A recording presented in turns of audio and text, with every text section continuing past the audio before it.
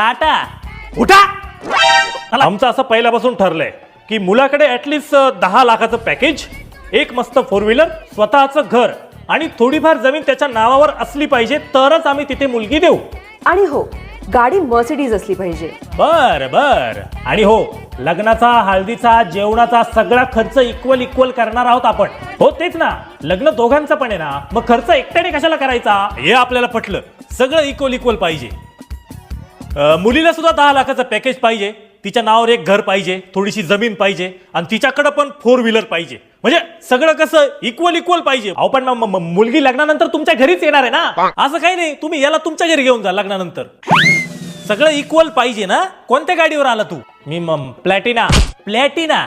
25 वर्ष घासली तेव्हा प्लॅटिना घेतली आणि माझ्या पोराकडे 25व्या वर्षी घर, गाडी, बंगला सगळं पाहिजे तुला. करे सुक्काळीच्या. अरे होऊ दे ना लग्न, दोघं मिळून संसार करतील, होतील मोठे. पण नाही.